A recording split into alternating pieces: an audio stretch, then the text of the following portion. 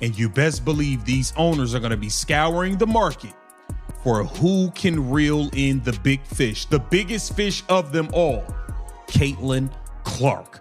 Take a look here. This is crazy. It is going down, y'all. It's going down like Young Jock. I keep trying to tell you. Sparks agreed to part ways with general manager Reagan Pebley. The LA Sparks have agreed to part ways with general manager effective today. Welcome on Hoops Pulse WNBA. Following what is being described as one of the most disastrous corporate leaks in sports history, the multi-billion-dollar WNBA infrastructure appears to be spiraling into a major crisis, with questions now emerging about the league's internal governance and financial power structure. A highly confidential multi-million-dollar operation allegedly conceived behind closed doors has reportedly exposed a seismic shift that could dramatically alter the balance of power surrounding the Indiana Fever. At the center of the controversy is an alleged $50 million contract offer from the Los Angeles Sparks, backed by an aggressive billionaire ownership group, potentially creating one of the biggest financial storylines in recent WNBA history. The development has also intensified scrutiny surrounding head coach Stephanie White and the Fever's current management structure. After months of attempts by league officials and media organizations to contain growing tensions inside the Indiana organization, the situation has now exploded into public view. Reports surrounding Caitlin Clark's alleged legal and contractual situation, along with the extraordinary West Coast terms being discussed, have fueled speculation about a possible organizational revolt. To understand why this reported $50 million move could become such a major turning point, it is important to examine the broader concerns surrounding Caitlin Clark's experience in Indiana. Critics have alleged that management decisions, including controversial rotations, late-game isolation strategies, and tense public comments, have limited the generational star's influence and market value. Those claims remain part of the broader controversy surrounding the franchise, but the reported financial offer has now placed them under an even brighter spotlight. If the Los Angeles Sparks truly intend to make such an enormous investment, the question is no longer simply about basketball. It is about power, opportunity, and the future direction of one of the WNBA's biggest stars. And as more details emerge, the pressure on Indiana's leadership to address the situation could become impossible to ignore. More than they have leaned into her and built a team to play around her. They've spent 2 off seasons building a team to play without Caitlin Clark. It's clear as day. It's very simple, and I think the writing is pretty much already on the wall. At the end of the season, Kelsey Mitchell contract is up. Caitlin Clark is up for the Epic, whatever. The Indiana Fever are going to be forced to pick a direction. They're either going to choose Kelsey Mitchell and Stephanie White, or they are going to choose Caitlin Clark. And I include Stephanie White in that because Stephanie White and Caitlin Clark, philosophically, they just don't see basketball from the same lens. It's that simple. I don't believe that they hate each other off the floor. I just don't think that on the floor, it's a good mix. I think they just see the game through 2 different lenses. And we have been yearning and calling for Stephanie White to actually stand up for, represent, and be front and center for Caitlin Clark. And she's refused to do it at every turn outside of a 30-second clip post the Alyssa Thomas situation in which she backtracked on everything she said and made Alyssa Thomas the victim when her superstar point guard was the victim.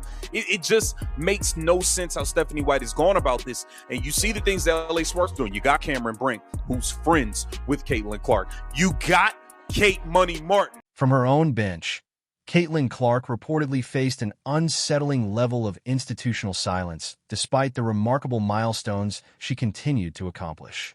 Critics have described the situation as a toxic culture shaped by administrative jealousy, where individual front office interests allegedly took priority over the franchise's broader competitive and commercial potential.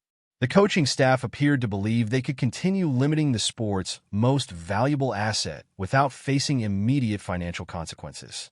However, the Fever's management may have ultimately created its own crisis by allowing a talented locker room to become consumed by administrative tension and placing its franchise cornerstone in a position that could attract the attention of an aggressive Los Angeles ownership group. The situation became even more significant when the Sparks ownership group's alleged financial plans were reportedly transmitted through secondary digital channels, potentially exposing details that were intended to remain confidential. To get into the new ownership, before I even get to what Coach had to say, okay? Now, this new ownership group came in and they are looking to make major moves, okay? Hold on one second. Now, this is Ramona Shelburne, okay, a longtime sports writer for ESPN Los Angeles, okay? Now, Ramona Shelburne said this, okay? Sparks ownership, the Walter Group, has been much more involved with the franchise this season, just as they have with the Lakers. From what I understand, this is more of an organizational shift than anything specific. An organizational shift. Thus, the situation triggered an immediate shock wave across the broader professional basketball business landscape. The Los Angeles ownership group reportedly went far beyond a conventional trade or acquisition proposal, instead pursuing what appeared to be a carefully planned executive strategy designed to capitalize on the growing administrative divisions within the Fever organization. With the backing of significant international investment interests, the Sparks allegedly developed an ambitious $50 million long-term compensation package built around ownership structures and unconventional corporate endorsement arrangements that were designed to maximize the deal's financial flexibility. The reported goal of this historic West Coast approach was straightforward: give Caitlin Clark a fresh professional environment away from the administrative tensions and internal conflicts that had reportedly surrounded her in Indiana. The team and Atlanta. So obviously, I found out this morning, Reagan's a friend of mine and I care about her. And this is the hard part in sports, right? But right now I'm just, focused on the team. Sense of urgency kind of heightened, or has it already been kind of there already? Like, what do you mean? Sense of urgency of like. I mean, we've had the sense of urgency all season.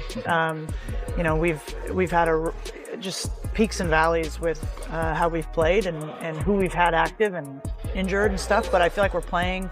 Now, Lynn Roberts, she understands the pressure is on her as a coach, because there's no guarantee that you're gonna like make it. There's no guarantee that this ownership group is gonna keep you around. The ownership group may be scouring around for a coach that already has a great relationship with Caitlin Clark. They're gonna be looking to make a partnership. And I think, listen, man, things are happening behind the scenes. I 100% believe things are happening, and there's a chance that this thing could take a turn. Internal confirmation of Caitlin Clark's reported acceptance of the historic offer has allegedly triggered intense reactions across corporate boardrooms, with network sponsors reportedly reassessing their Midwest marketing strategies after recognizing the potential impact of her departure. Head coach Stephanie White has now become a central figure in the controversy surrounding the Fever's reported financial upheaval, with her professional reputation facing intense scrutiny online. As questions grow about the organization's leadership and decision-making, the perception of executive control has increasingly been replaced by uncertainty. Shareholders and investors are reportedly demanding greater accountability, while alleged internal leaks suggest emergency meetings are being held to address the growing crisis. Meanwhile, criticism from fans has intensified, with millions of supporters challenging the team's public relations response and questioning the direction of the franchise. If Caitlin Clark were to officially join the Los Angeles Sparks under a major multi-million-dollar agreement, the implications would extend far beyond a typical basketball transaction. It would represent a potentially transformative moment for the WNBA, reshaping the league's financial landscape, media attention, and competitive balance. More importantly, it would demonstrate just how much influence a generational star can have when major business interests, passionate fans, and professional opportunity collide. If we don't have those, it's not going to be good, but we have the talent needed, even with KP out, even with Cam out, to be more competitive than that. Yeah. During this stretch, talk to me about just the decision today to just like practice and just say, we're just going to watch film. If you want to shoot a little bit, you can shoot a little bit, but not even really do too much on court, and just say like, this is what we got to do. here it is. Let's go do it. And that's the reality at this point in the season too. Like, we don't need to go through our plays right now today and wear them down physically. It's mentally having the focus and the intensity needed to execute. It's that simple. Now, it's hard to do, but it's not, I'm not saying it's simple to do, but it's a simple fix. Like, that's what it is. Being in the right coverages, whatever it is, offensively being where we need to be. Like, do your job, all of us. With Kelsey Plum and Brink out,